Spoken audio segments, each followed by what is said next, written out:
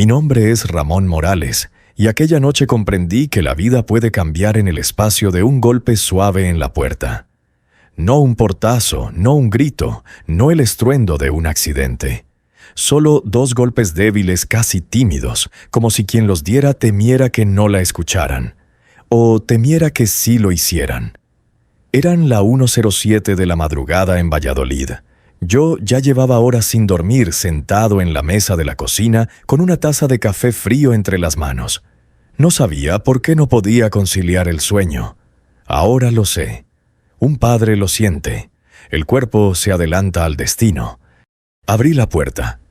Y allí estaba mi hija Clara, mi niña de ojos grandes, la que un día corrió por los campos detrás de nuestra casa, gritando que alcanzaría el cielo. Tenía la cara hinchada, el labio roto, el pelo sucio de lágrimas y polvo, y en sus manos, temblorosas, todavía llevaba el bolso abierto de cualquier manera. Llevaba también el miedo aferrado a los hombros, como si fuera un abrigo que no sabía cómo quitarse. No recuerdo haber dicho su nombre. Creo que solo la miré. Ella, sin poder sostenerse, se desplomó contra mi pecho. «Papá», susurró con la voz desgarrada Samuel. «Me ha pegado». No fue la frase. Fue el llanto que vino después. Un llanto como el de un animal herido que quiere esconderse para morir y aún así suplica ser encontrado. La sostuve con los brazos que alguna vez levantaron cajas de munición y sacos de arena. Nunca fueron tan pesados como mi hija aquella noche. La llevé a la cocina y la senté en la silla como cuando era pequeña y venía llorando porque había caído de la bicicleta. Solo que esta vez no era una caída. Intentó hablar, pero la voz se le rompía. Respiraba entrecortado. Se agarraba las manos. Repetía palabras sueltas. Discusión, celos. Le dije que la dejara. No me creyó. Dijo que yo era una carga. Dijo que la amaba a ella. Y entonces, la frase que yo ya conocía antes de oírla, me golpeó. Yo no lloré, no grité, no aparté la mirada. Aprendí hace muchos años en el ejército que el dolor necesita un sitio, y el mío debía esperar. Me levanté sin prisa, caminé hasta el pasillo. La casa estaba en silencio como si también contuviera la respiración. Abrí la puerta del armario donde guardo pocas cosas, mi chaqueta de invierno, una caja con cartas que mi esposa me escribió antes de morir y mi uniforme. El uniforme estaba planchado, impecable, como si hubiese estado esperando este momento. Me lo puse botón por botón sin mirar el espejo. No necesitaba verme. Sabía quién era. Cuando regresé a la cocina, Clara me miraba con ojos aún húmedos, pero ya no rotos. Me miraba como cuando era niña y se escondía detrás de mí si un perro ladraba demasiado fuerte. Buscaba refugio. Yo puse una mano sobre su cabeza, no para consolarla, para prometerle. «Clara», dije despacio, «no vuelves a caer. No hoy. No más». Ella cerró los ojos. Y por primera vez desde que la vi en la puerta, respiró. Fui al teléfono fijo. Marqué un número que no uso desde hace años. No hizo falta que me presentara. La voz del otro lado me reconoció al primer suspiro. Ramón dijo, «Si llamas a esta hora no es por casualidad». Yo respondí con la calma de quien ya ha tomado una decisión. «A las 6 en mi casa. El plan empieza ahora». No hubo preguntas, solo silencio. Luego una respiración afirmativa. Colgué. Volví a sentarme frente a mi hija. Ella me tomó la mano con timidez, como si tuviera miedo de romperse. Y allí, en aquella cocina silenciosa con la luz amarillenta cayendo sobre dos almas cansadas, entendí algo con una claridad que podría cortar el aire. Esto no era venganza, esto era rescate. Un padre no destruye por rabia. Un padre protege para que un hijo pueda volver a vivir. Esa noche, mientras Clara dormía en el sofá, yo no cerré los ojos ni un minuto. Observé cómo la primera luz del amanecer empezaba a dibujar las paredes de la casa que una vez estuvo llena de risas. Pensé en mi esposa, en la promesa que le hice el día que la enterramos. Yo cuidaré de nuestra hija. Ella nunca estará sola. Y comprendí que esa promesa se cumplía hoy. Cuando el sol apenas empezaba a abrirse paso, escuché un coche estacionarse frente a la casa. Luego otro y otro. Mis compañeros habían llegado. Era el momento. Cuando abrí la puerta, la luz gris del amanecer apenas iluminaba la calle. El aire todavía tenía ese frío húmedo que se queda atrapado entre los huesos en Castilla durante los últimos días del invierno. Frente a mi casa, estacionados con discreción, había 3 coches viejos, pero bien mantenidos. Nada llamativo, nada que hiciera sospechar. Como siempre, trabajábamos nosotros, silenciosos, precisos, invisibles. El primero en bajar fue Hernando, mi viejo compañero de artillería. Había envejecido igual que yo. El pelo que antes era negro como el carbón, ahora apenas sobrevivía a mechones grises y desordenados. Pero su espalda aún estaba recta, su mirada firme. Él no necesitaba preguntar nada. Bastó con que me mirara a los ojos para saber que lo que había ocurrido no era una riña doméstica ni una discusión que se arregla con palabras. Ramón dijo sin levantar la voz: «Estoy aquí». Solo esas 3 palabras. El segundo era Sergio, más joven que nosotros, pero con la calma de quien ha visto demasiado para su edad. Trabajó durante años en la Guardia Civil en violencia de género. Fue él quien me avisó hace 3 años de que Samuel ya había tenido una denuncia por agresión cuando era estudiante. Clara nunca lo creyó cuando se lo conté. El amor, cuando es ciego, es sordo primero. El tercero fue Manuel, ex inspector retirado después de que su esposa enfermara. A él no lo llamé yo, lo llamó Sergio. Eso me lo dijo después, pero en ese momento solo asentí. Cada uno sabía cuál sería su papel. Entraron a la casa en silencio. No hubo saludos largos, ni abrazos, ni palabras vacías. Cuando la vida se rompe, lo que sobra es ruido. Clara estaba todavía dormida en el sofá envuelta en la manta que yo mismo le puse. Tenía la respiración pesada, llena de cansancio. Hernando la miró durante unos segundos, y en ese gesto duro como era, pude ver algo parecido a un ruego. Que no se despierte ahora, que pueda tener al menos este instante sin miedo. Nos movimos a la mesa de la cocina como tantas veces en el pasado cuando planificábamos ejercicios, maniobras, desplazamientos por terrenos complicados. Solo que ahora el terreno era la vida de mi hija, y el enemigo tenía su cara. Un rostro que yo había saludado el día de la boda. Un hombre al que había dado la bienvenida a mi familia, dándole mi confianza como quien entrega un arma cargada esperando que nunca se use. Sergio habló primero. La situación es delicada. Samuel tiene amigos en el juzgado. No podemos entrar directo o perderemos el caso. Si lo denunciamos ahora, él dice que fue mutuo, que ella lo atacó, que se defendió. Sin testigos, el juez se inclinará por suspender todo hasta tener peritajes. Y los peritajes tardan. No lo decía para frenarme. Lo decía porque conocía el sistema. Sabía exactamente cómo se protege el agresor cuando lleva corbata. Hernando golpeó la mesa con un dedo como cuando hacía cálculos mentales durante los ejercicios de tiro. Entonces empezamos por otra parte, dijo. Por donde le duele, la cartera. Yo asentí, no porque quisiera dinero, no por venganza económica, sino porque un hombre como Samuel no teme a la cárcel. Teme perder el control, teme perder prestigio, teme verse pequeño. Manuel abrió una carpeta que había traído consigo. Era vieja, gastada. La había protegido con una banda elástica. «¿No sabías esto?», dijo, pero Samuel lleva meses moviendo dinero de la cuenta compartida. Compró un ático en Valladolid a nombre de la amante Elena Duarte, 20 años más joven. Entrenadora personal en el gimnasio al que él empezó a ir para mejorar su salud. Recordé la forma en que Clara me había hablado de Elena meses atrás, riéndose diciendo que la chica era amable y siempre sonreía.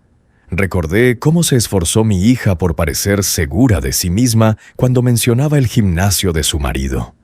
Y yo en mi silencio lo había intuido. Pero no dije nada. Ese fue mi error. La clave no es solo la infidelidad, prosiguió Manuel. Es que está usando bienes gananciales, está ocultando patrimonio. Eso es delito, y es más fácil de demostrar que los golpes por desgracia. Cada palabra que decía Manuel era como un martillo dando forma a un arma nueva. No una bala, no un puño, una verdad organizada. Sergio añadió: si Clara denuncia sin apoyo, él la hunde emocionalmente otra vez. Pero si entra con prueba de fraude, de ocultación, de administración desleal, entonces la balanza cambia. Y cuando la balanza cambia, él se rompe solo. Hernando se recargó en la silla, miró al techo, respiró hondo. Luego dijo algo que yo nunca olvidaré: Ramón, no estamos aquí por justicia. Estamos aquí para que tu hija vuelva a vivir. Y fue entonces cuando por primera vez desde que Clara tocó mi puerta, sentí que el nudo en mi pecho empezaba a aflojar. No nos movíamos por odio, no buscábamos castigo, buscábamos rescate. Cuando los hombres nos levantamos de la mesa, ya no éramos viejos retirados ni amigos separados por los años. Éramos un equipo otra vez, uno con propósito. Clara se despertó poco después. Nos vio allí. Su expresión al principio fue de vergüenza, como si ella hubiera fallado, como si cargar con la culpa de lo que otro había hecho fuera normal. Las víctimas siempre creen que la culpa es suya. El agresor se encarga de eso. Yo me arrodillé junto a ella. Hija, dije con voz firme, lo que te han hecho no te define, pero lo que hagas ahora sí. Ella tragó saliva. Su voz era un hilo. ¿Y si tengo miedo? Le tomé la mano, mi mano ya vieja, ya gastada. Entonces caminas conmigo, y donde tú no puedas, yo doy el paso. Clara lloró otra vez, pero no como en la madrugada. Esta vez no había desgarro, había soltura. Esa mañana salimos juntos de casa, Clara a mi lado, mis compañeros detrás, y yo en silencio supe que el primer paso ya estaba dado. No la venganza, no el castigo. La defensa, el regreso, la vida. La mañana avanzó lentamente, como si el tiempo mismo quisiera asegurarse de que cada paso que diéramos pesara en la tierra. Salimos de casa sin prisa, pero con un propósito claro. Nadie hablaba, y aún así había algo más fuerte que cualquier palabra entre nosotros: convicción. Esa clase de convicción que no nace del odio, sino de la necesidad de restaurar lo que ha sido roto. Llevé a Clara primero a un centro de salud pequeño, uno que conocía desde hacía años. No quería que entrara en urgencias de un gran hospital donde pudiera cruzarse con conocidos, o donde el caso se diluyera entre formularios y burocracia infinita. Quería un lugar donde cada persona todavía llamara a los pacientes por su nombre. La doctora, una mujer de unos 50 años, calmada y amable, la observó en silencio durante un largo minuto antes de comenzar a examinarla. Esa pausa, ese pequeño espacio de humanidad, fue lo que hizo que Clara se deshiciera de nuevo en lágrimas. La doctora le tomó la mano y no dijo nada. A veces, el silencio es el único lenguaje que sostiene a quien está roto. Cuando terminó la revisión, habló conmigo aparte. Hay señales de agresión reciente, dijo con tono profesional, y también de episodios previos. No quiero insinuar. No hace falta que lo insinúe, interrumpí. Ya lo sabemos. La doctora asintió con una mirada que decía más que cualquier frase. Preparó el informe médico completo, detallado, preciso. Cada marca, cada lesión, cada indicio. Prueba, no emoción. Mientras esperábamos en la sala, Clara me miró aún con el temblor en los hombros, pero ya con cierta firmeza en los ojos. Papá dijo, ¿crees que hice algo mal? Dios, no hay golpe que duela más que esa pregunta. Me incliné hacia ella sosteniendo su barbilla suavemente como cuando era niña. Clara, escucha esto, hablé despacio, porque algunas verdades necesitan espacio para asentarse. El amor no duele. El amor no humilla. El amor no te rompe para luego pedirte que agradezcas los trozos. Si él te ha hecho daño, la culpa es suya. Y si tú sigues aquí, es porque todavía queda algo de ti que quiere vivir, y yo voy a cuidarlo». Ella cerró los ojos, no lloró, y eso fue aún más hermoso. Cuando salimos del centro de salud, Sergio ya había avanzado por su parte.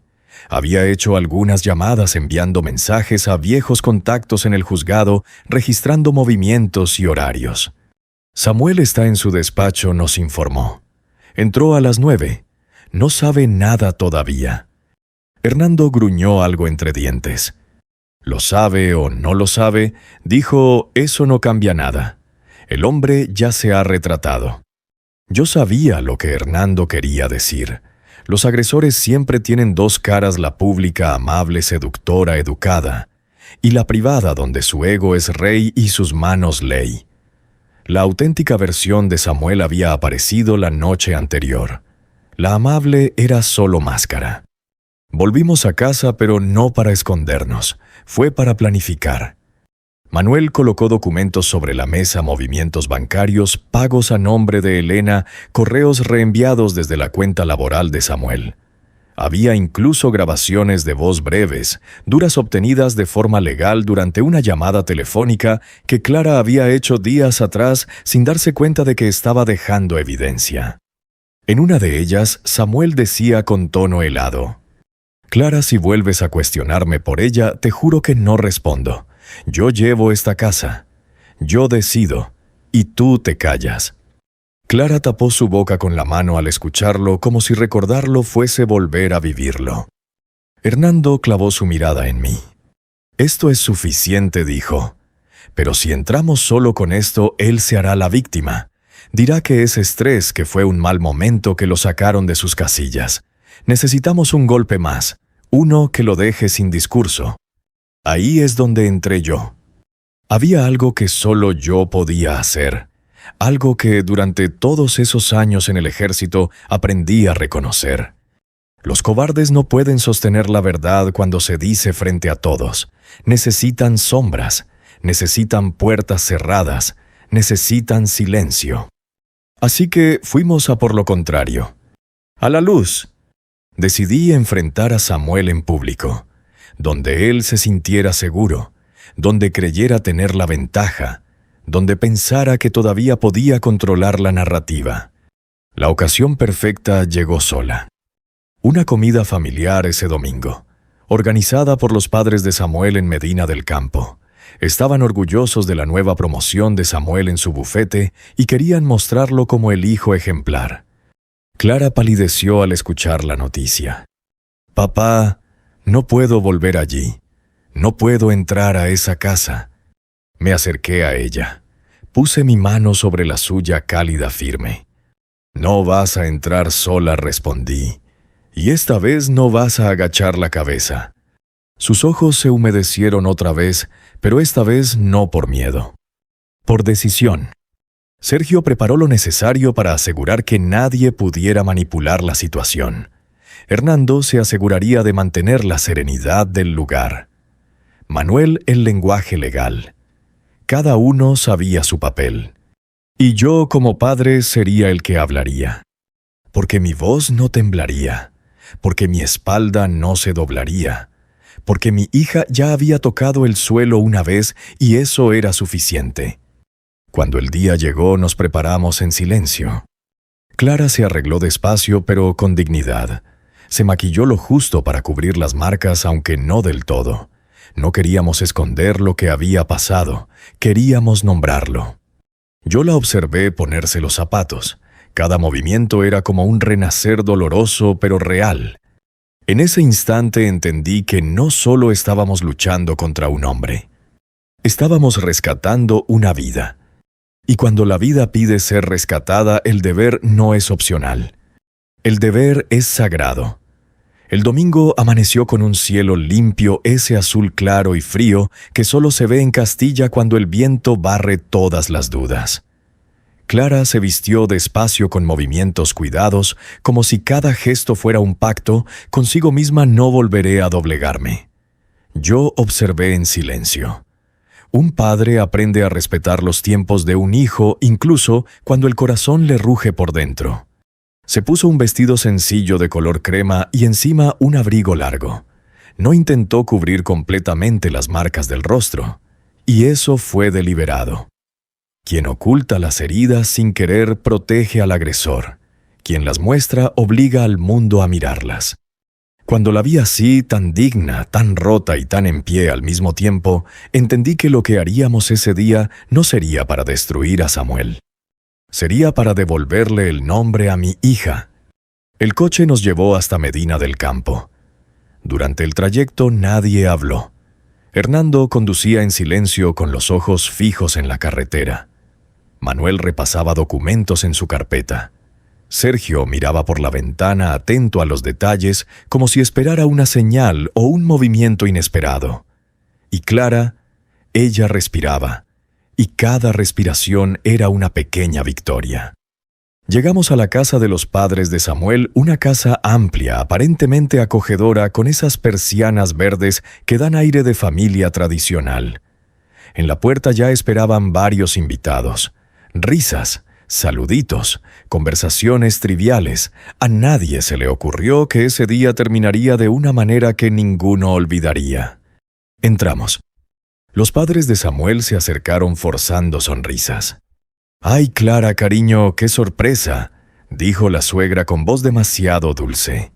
«Samuel nos dijo que estabas pasando días complicados. Ya sabes cómo son las parejas, ¿verdad?». Mi pecho se endureció. Clara tragó saliva. Yo di un paso adelante suavemente, con la calma de quien sabe que está en control. «No, señora», dije, no sabemos cómo son las parejas. Venimos porque las cosas deben decirse como son. Y hoy se van a decir». Ella retrocedió medio paso. No de miedo, sino de incomodidad. La verdad siempre incomoda más que cualquier grito. Samuel apareció entonces con su traje planchado y esa sonrisa brillante que conocí el día de la boda. La sonrisa de quien cree que el mundo lo admira. «Clara, has venido», dijo como si fuera un favor hacia él. «Me alegra. Podremos hablar con calma». «¿Verdad?». Clara no respondió. Me miró. Yo asentí. Ella se mantuvo firme. «He venido a que hables», dijo Clara con voz suave, pero no conmigo, ni a solas. Samuel frunció el ceño como si de pronto las piezas no encajaran en el tablero que él controlaba. Su mirada se deslizó hacia mí, hacia Hernando, hacia Manuel. Y por un instante, apenas un suspiro, vi el miedo. Ese miedo pequeño y cobarde que nace cuando un abusador comprende que ya no controla la historia. La comida comenzó aunque nadie probó bocado. Las conversaciones murieron pronto. El aire era un hilo tirante. Fue entonces cuando Manuel dejó la carpeta sobre la mesa. Su sonido seco resonó más que cualquier grito. Esto, dijo con tono firme, es el registro de movimientos bancarios de los últimos 6 meses, incluidas las transferencias hechas desde la cuenta conjunta al pago del ático en Valladolid a nombre de Elena Duarte. La madre de Samuel abrió los ojos como si se estuviera ahogando. El padre lo miró con la expresión de alguien que está viendo cómo el orgullo de su casa se desploma. Clara respiraba despacio. Samuel intentó reír. Eso no significa nada, es una inversión. Clara lo sabía. Clara entonces habló con una serenidad que me rompió y me reconstruyó al mismo tiempo. No lo sabía. Lo que sí sé es que me llamaste carga, que dijiste que yo no servía para nada, que ese ático era para empezar tu vida real, la vida sin mí. El silencio se volvió más pesado que el mobiliario. Samuel levantó la voz. Siempre levantan la voz cuando sienten que la verdad los desnuda. Estaba enfadado. No puedes usar eso. Todos dicen cosas cuando pierden la paciencia. Yo hablé entonces, con calma. La paciencia no golpea. La paciencia no rompe labios. La paciencia no empuja a una mujer contra una puerta. El padre de Samuel me miró como si quisiera detenerme. Ramón, no hagamos esto aquí. Las cosas de familia, interrumpí, se hablan precisamente aquí. Manuel sacó el informe médico. Lo dejó sobre la mesa. Hematomas, lesiones en la mejilla, contusión en la muñeca. 2 golpes, no 1, 2. Samuel dio un paso hacia Clara. Instintivamente dio un paso entre ellos. No con violencia, no con amenaza, solo presencia. Samuel se quedó quieto, porque sabía de pronto quién era yo. No un hombre viejo, no un padre desesperado. Un soldado que sabe cuándo y por qué se lucha. La suegra rompió a llorar. El padre se sentó derrotado como si el mundo se hubiera derrumbado bajo sus pies. Samuel intentó recuperar la compostura, pero la compostura se le escapaba entre los dedos. «Esto no demuestra nada», balbuceó. Entonces Sergio, que había estado callado hasta ese momento, habló: «Tenemos también mensajes, grabaciones y testigos, y el proceso penal ya está preparado. Hoy es solo aviso. Pero si intentas acercarte a amenazar, manipular o inventar una historia, la denuncia entra con todo, y caerás con todo». Samuel se desplomó en su silla, no físicamente, moralmente. Clara dio un paso hacia adelante, no para atacarlo, no para hablarle, solo para decir: «Yo ya no soy tuya, ni tu miedo, ni tu silencio. Se acabó». Y con eso se dio la vuelta. Yo la seguí. Nadie intentó detenernos. Porque en esa mesa, en ese comedor lleno de cubiertos pulidos y vajilla heredada, lo que se había roto no era un matrimonio.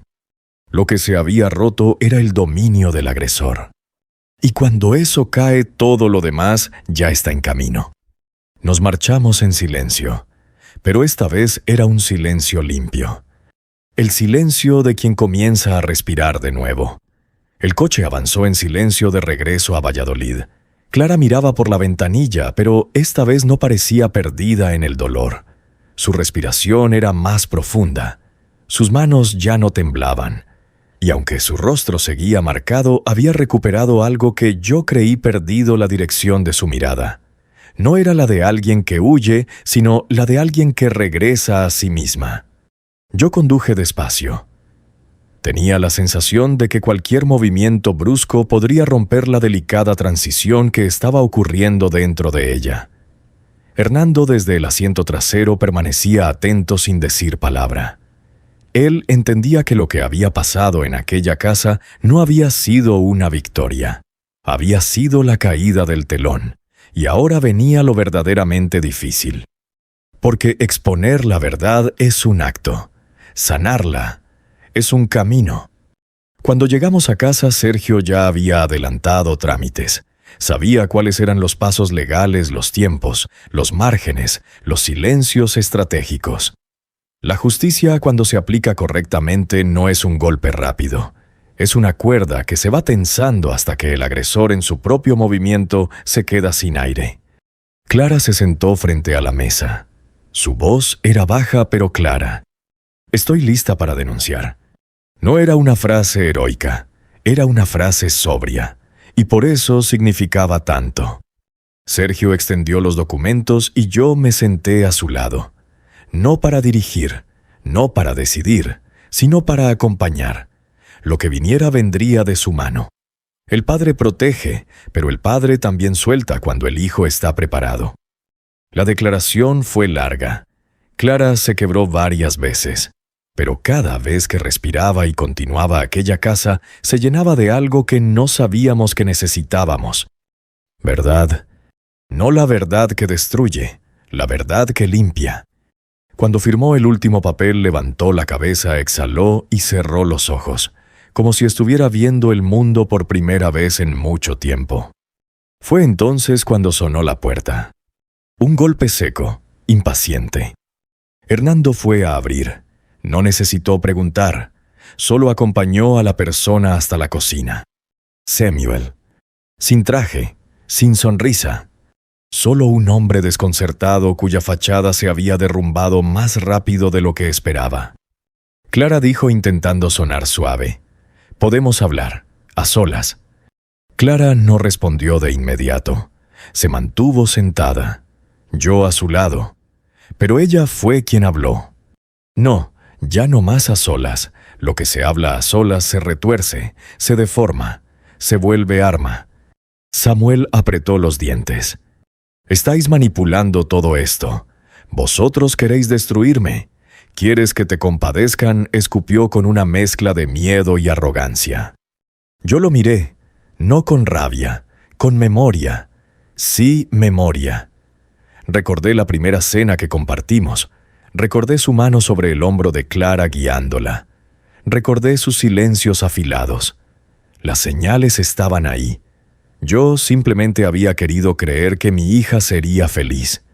Samuel, dije con calma, Clara no te debe la vida, no te debe obediencia, no te debe silencio.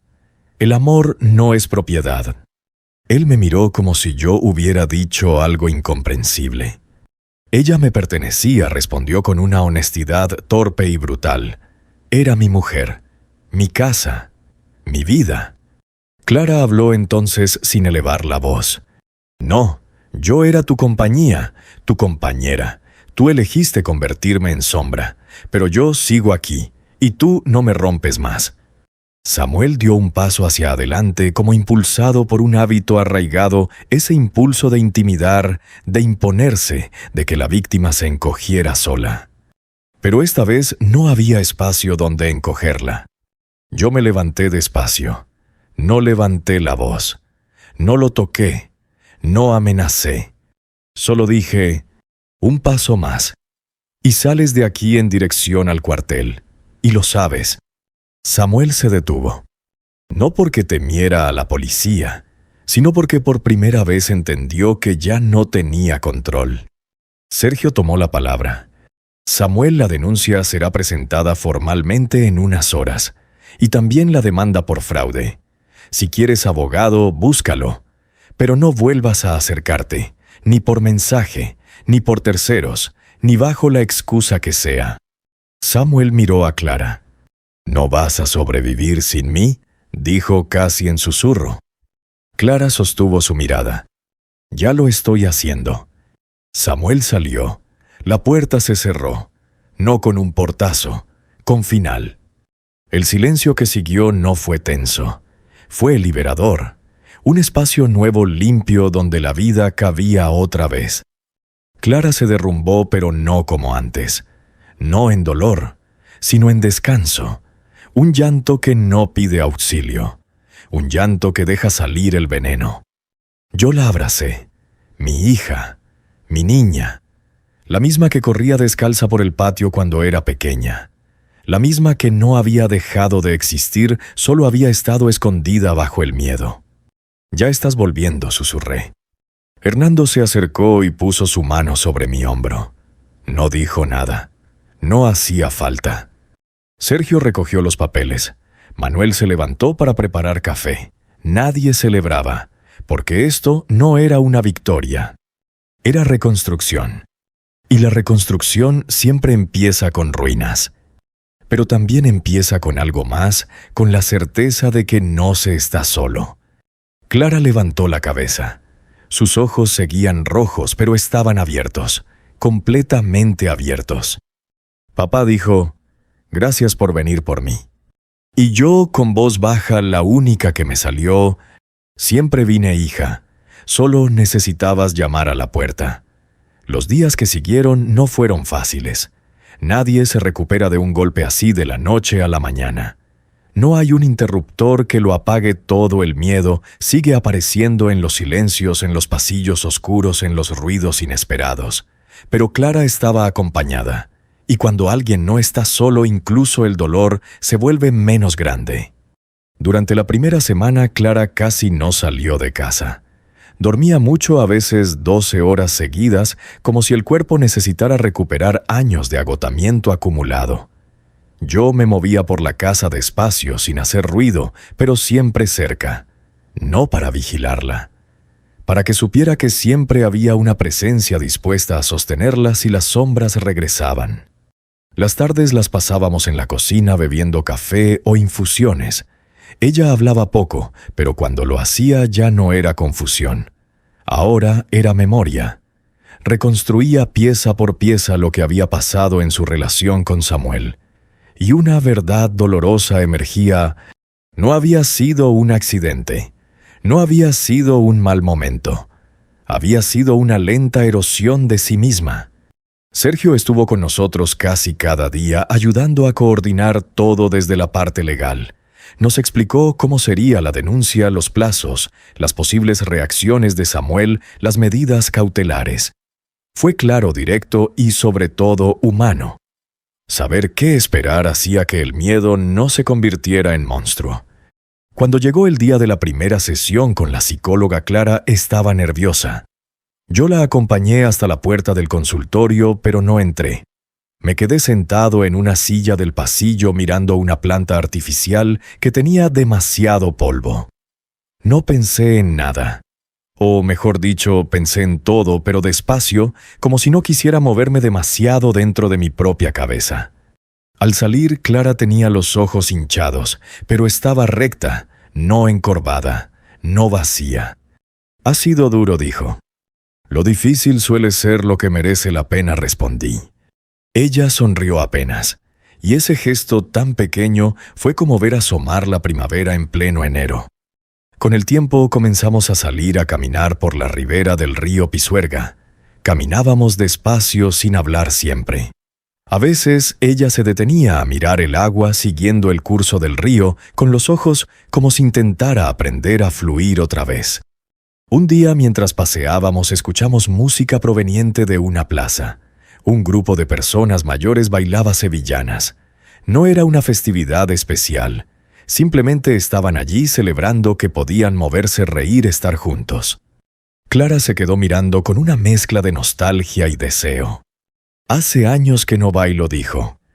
«Entonces tendrás que volver a hacerlo algún día», respondí. Ella me miró con esa expresión que combina dolor y esperanza. «¿Y si no sé quién soy sin él?». Respiré hondo, porque esa era la herida real. «Hija», dije despacio, asegurándome de que cada palabra cayera donde debía, «tú no eres lo que te dejaron. Eres lo que decides reconstruir. No tienes que ser la de antes. Esa ya vivió lo que vivió. Elige quién quieres ser ahora. Y camina hacia ella, aunque sea lento, aunque sea con miedo». Clara cerró los ojos, asintió. Y seguimos caminando. El proceso judicial avanzó. Samuel intentó negociar acuerdos, enviar mensajes indirectos, pedir a sus padres que intercedieran. Pero Manuel había preparado todo tan cuidadosamente que no había grietas por donde colarse. La denuncia era sólida, Clara estaba protegida, y Samuel poco a poco se vio acorralado por sus propios actos. Lo supe el día en que él me llamó. Su voz ya no tenía autoridad, no tenía arrogancia, sonaba vacía. Ramón dijo: «No sé qué hacer». Yo cerré los ojos. Lo había visto antes. No en casas como la nuestra, en el ejército. Hombres que al perder el poder que creían poseer sobre otros, descubrían que no tenían poder sobre sí mismos. «Aprende», respondí. «Aprende quién eres sin someter a nadie. Y si algún día eres capaz de ver tu culpa sin justificarla, entonces podrás pedir perdón. No ahora. No así. Primero mírate». No hubo insultos, no hubo amenazas, solo silencio. A veces perder el poder es la primera oportunidad real de cambiar. A veces lo único que queda es el eco de lo que uno hizo. Colgué. Y no sentí satisfacción, sentí verdad. Los meses avanzaron. Clara comenzó a trabajar de nuevo, primero pocas horas, luego más. Recuperó amistades que habían sido cortadas. Redescubrió gustos que había abandonado: la lectura por las tardes, la música suave en el salón, las caminatas sin destino.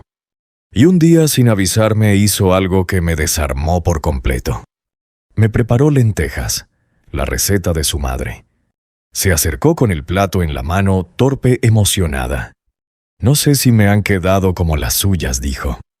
Yo miré el plato. Olía a hogar. «No son como las suyas», respondí. Ella bajó la mirada. «Pero están muy buenas». Clara comenzó a reír. Yo también. Y durante ese almuerzo, entre cucharas lentas y miradas que decían más que cualquier conversación larga, supe que la herida no había desaparecido, pero había empezado a cicatrizar. A veces, por las noches, recuerdo lo que le prometí a mi esposa el día que la enterramos. Yo cuidaré de nuestra hija. Ella nunca estará sola. Tardé años en entender que cuidar no siempre es intervenir. A veces cuidar es esperar estar sostener cuando la caída llega. Pero ahora lo sabía. Y Clara también. Habíamos regresado, no al pasado, sino a la posibilidad.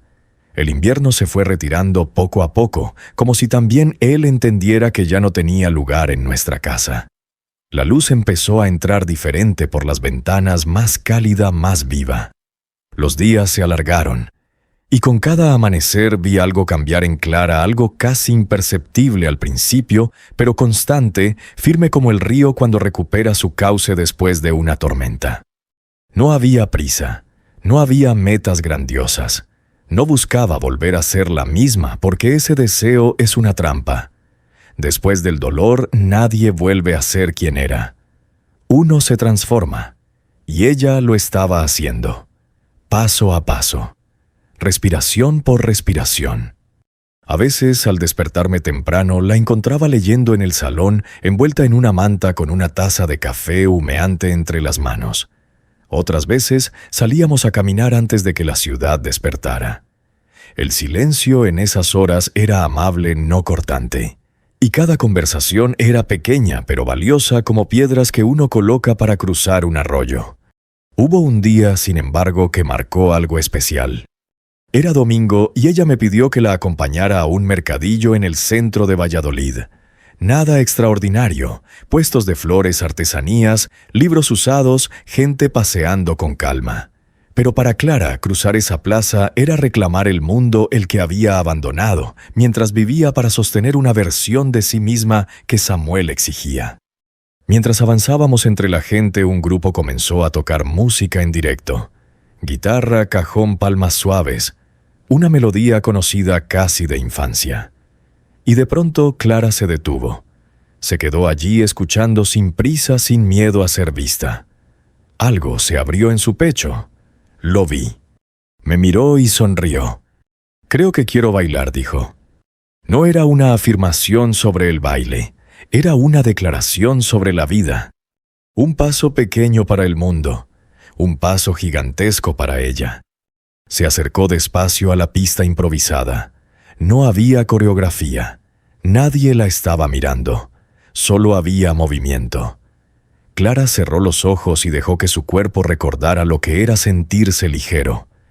Y mientras la observaba, comprendí algo que había olvidado durante años.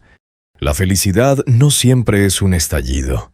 A veces es un susurro que vuelve. Yo me quedé quieto como si cualquier movimiento brusco pudiera romper el momento. Y aún así, ella me llamó con un gesto suave de la mano. «Ven, papá», dijo. Le dije que no sabía bailar. Ella rió. «Nunca se trató de saber», respondió, «sino de estar». Y estuvimos, sin pretensiones, sin explicaciones, sin miedo. Esa noche, mientras cenábamos, Clara dejó los cubiertos en la mesa y me miró fijamente. Papá dijo, «¿Tú creías que algún día iba a salir de esto?» Respiré despacio antes de responder. La verdad es que sí respondí. Pero no porque yo te creyera fuerte, aunque lo eres, sino porque alguien que todavía sabe pedir ayuda ya se está salvando. Ella se inclinó un poco hacia mí. Me tomó la mano. «Gracias por no rendirte conmigo».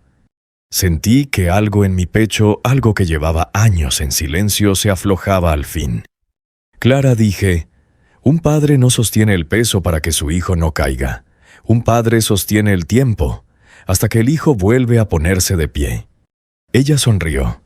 No una sonrisa perfecta, una sonrisa real. Los meses pasaron. La denuncia siguió su curso. Samuel enfrentó las consecuencias de sus actos no porque nosotros lo hundiéramos, sino porque ya no tenía dónde esconder lo que había hecho. Pero esta historia no termina en él. Él fue el daño, ella fue la herida. Pero la historia es la sanación. Lo que importa no es quién te rompe. Lo que importa es quién te acompaña mientras te reconstruyes. Hoy Clara todavía tiene días difíciles. Los recuerdos existen. Las cicatrices también. Nada desaparece del todo. Pero ya no son cadenas, son mapas, señales que le recuerdan todo lo que avanzó, todo lo que sobrevivió, todo lo que recuperó. Nuestra casa volvió a tener luz, no porque la oscuridad se haya ido para siempre, sino porque ahora sabemos encenderla juntos. Y yo cada mañana le hablo a la memoria de mi esposa, no en voz alta, no con pena, sino como quien comparte algo bueno con alguien que está. Lo logramos, le digo. Ella está bien. Tu niña vuelve a caminar. A veces creo que me escucha, o quizás soy yo quien al decirlo se escucha al fin. Si estás escuchando esta historia y te reconoces en ella como hija, como padre, como amigo, como alguien que un día se sintió pequeño frente a otro, quiero decirte algo con toda la verdad que tengo. No es tarde, no estás solo, no te calles, no desaparezcas dentro del miedo. Habla, busca a alguien, golpea una puerta, una sola, y deja que alguien te diga, estoy aquí, caminamos juntos. Porque nadie se salva solo, pero todos podemos salvarnos acompañados. Si esta historia llegó a ti, compártela. Tal vez llegue a alguien que hoy, justo hoy, está golpeando una puerta a las 1 de la madrugada sin saber si la abrirán. Que la encuentre. Que no llegue tarde. Que haya luz.